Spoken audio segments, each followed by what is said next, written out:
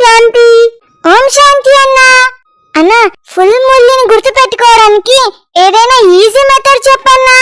నాకేమో ఫుల్ మురళి గుర్తు పెట్టుకోవడం అంటే చాలా ఇష్టం అన్నా. అందుకే ఒక కథలాగా చెప్పన్నా. కట్టా కొట్టా తెచ్చా ఇలా సింపుల్ గా పదాల్లో చెప్పన్నా. అప్పుడు నేను కథను అల్లుకుంటాను. అప్పుడు నాకు బాగా గుర్తుంటుంది. నిన్న చూడు, పదాలు రాసుకున్నందుకు ఇప్పుడు నాకు బాగా గుర్తుంది. ఈ రోజు కూడా ఫుల్ మురళిని గుర్తు పెట్టుకునేలా 4 పదాలు చెప్పన్నా. రే చింటూ, ఈరోజు బాబా మురళిని ఒక కథలాగా చెప్పినారు.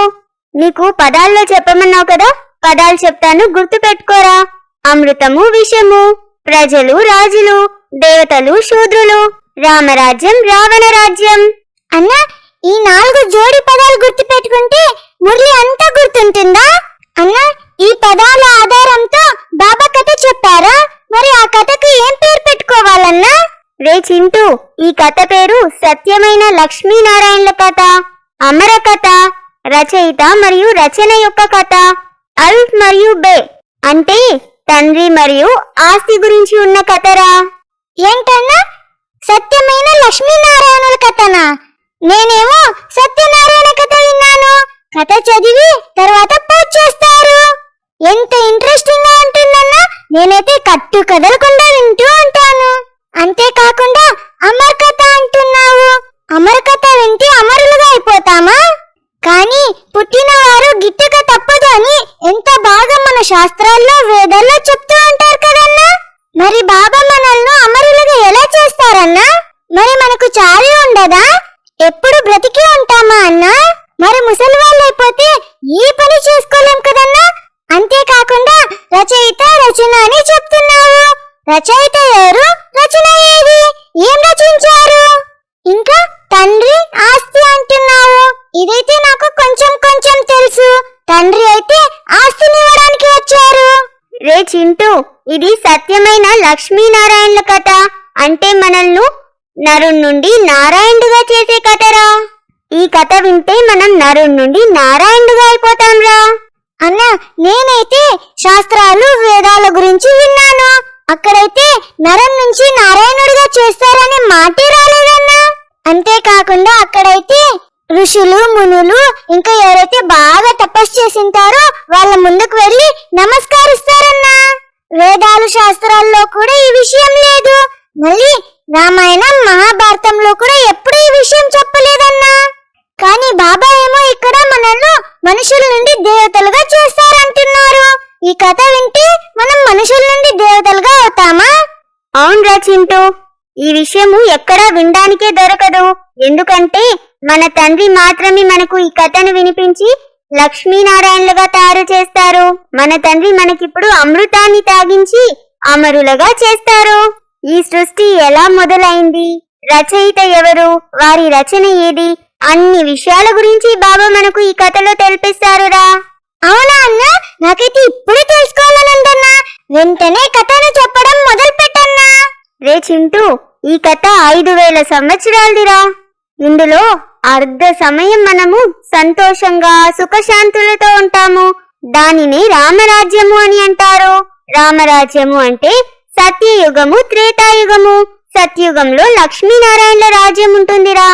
బంగారు మహల్లుంటాయి, అద్భుతమైన వాతావరణం ఉంటుంది, సుందరమైన ప్రపంచం రాది. అక్కడ వజ్ర వైడూర్యాల రాసులుంటాయిరా. 9 లక్షల మంది మాత్రమే ఉంటారు సత్యుగం మొదట్లో. మళ్ళీ పోతూ పోతూ వృద్ధి చెందుతూ 2 కోట్ల మంది అవుతారు. నెక్స్ట్ త్రేతాయుగం వస్తుంది. త్రేతాయుగంలో రామ సీతల రాజ్యం ఉంటుంది. అక్కడ మనకు 12 జన్మలుంటాయి. ఆ 12 జన్మలు కూడా సుఖశాంతులతోనే ఉంటాంరా. రే చింటుగా, ఆ తర్వాత చాలా పెద్ద మార్పు వస్తుంది. మనుషులందరూ వికారాల్లోకి వచ్చేస్తారు. మనుషులందరూ వికారాల్లోకి రావడం వలన భూకంపం వచ్చి మన మహల్లన్నీ భూమిలోకి వెళ్ళిపోతాయిరా. రే, మన పెద్దోళ్ళు చెప్తూ ఉన్నప్పుడు మనం విన్నాం కదరా, బంగారు లంక నీళ్ళలోకి వెళ్ళిపోయింది, ఎక్కడో కింద నీళ్ళలో ఉంటుంది, ఇలా అంతా విన్నాం కదరా. అన్నా, మనం వికారాల్లోకి రావడం వల్ల మన మహల్స్ అన్ని కిందికి వెళ్ళిపోయాయా? మనం అన్ని పోగొట్టుకున్నామా? మన తండ్రి ఇన్ని మెహల్స్ ఇచ్చి ఇంత బాగా పెట్టినప్పుడు మనం అక్కడే ఉండొచ్చు కదా. ఎందుకు వికారాల్లోకి వచ్చాము? అన్నా, బాబా ఏమో మనకు అమృతం తాగించి అక్కడికి పంపిస్తే మనం ఎందుకన్నా ఇలా అయిపోయాము? ఏమైనా పొరపాటున విషం తాగామా అన్నా? రే చింటూ, అప్పుడు ప్రపంచం ఎలా ఉండింది, ఇప్పుడు ఎలా అయిపోయింది? నువ్వే కొంచెం ఆలోచించి చెప్పురా. సత్యుగంలో మనము శ్రేష్టాచారులుగా ఉండేవాళ్ళము. ఇక్కడికొచ్చి ఇప్పుడు ఎలా అయిపోయాము చూడురా. ధర్మభ్రష్టులుగా, కర్మభ్రష్టులుగా అయిపోయాము. సత్యుగంలో మనము నిర్వికారి యోగులుగా ఉండేవాళ్ళం. ఇక్కడేమో వికారి భోగులుగా అయిపోయాంరా. మనకు ఇక్కడికొచ్చేసరికి బుద్ధి రాతిగా అయిపోయింది. రాతి బుద్ధి కలవారిగా అయిన కారణంగా మూర్తులను కూడా రాతితో చేయడం మొదలు పెట్టాము. రాతి మూర్తులను చేసి పూజ చేస్తూ వచ్చాము. అన్నా, మనం సత్యుగంలో శ్రేష్టాచారులుగా ఉండేవాళ్ళమా? ఇక్కడేమో ధర్మభ్రష్టులుగా, కర్మభ్రష్టులుగా అయిపోయామా? ఇంతకు శ్రేష్టాచారులు అంటే ఏంటన్నా? ధర్మభ్రష్టులు, కర్మభ్రష్టులు అంటే ఏంటి?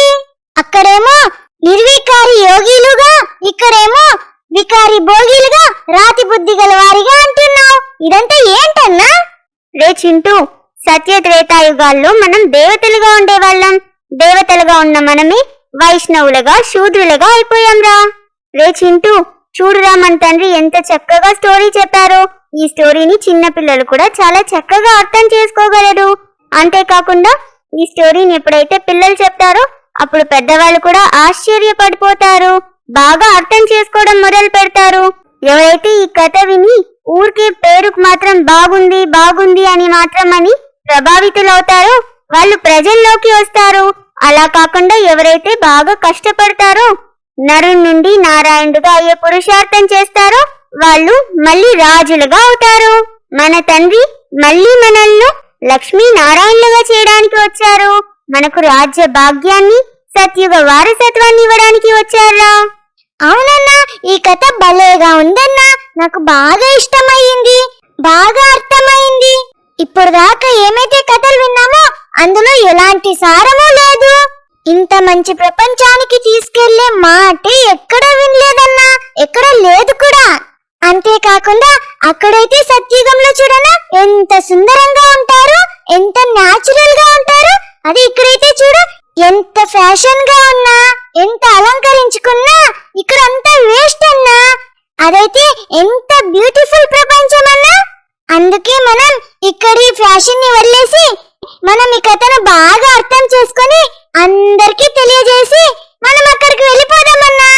ఫ్రెండ్స్, మీరందరూ కూడా మా మురళి డిస్కషన్ ని విన్నారు కదా. మీరందరూ కూడా మీకు ఈ కథ గురించి ఏం తెలుసో మాకు కామెంట్ బాక్స్ లో ఎక్స్ప్లెయిన్ చేయండి. ఈ వీడియో మీకు నచ్చినట్టయితే మీ ఫ్రెండ్స్ కి షేర్ చేయండి. లైక్ చేయడంతో పాటు సబ్స్క్రైబ్ చేయటం అస్సలుకి మర్చిపోకండి. మీ అందరికీ కూడా అన్న చింటికాడి తరపు నుండి ఓం శాంతి.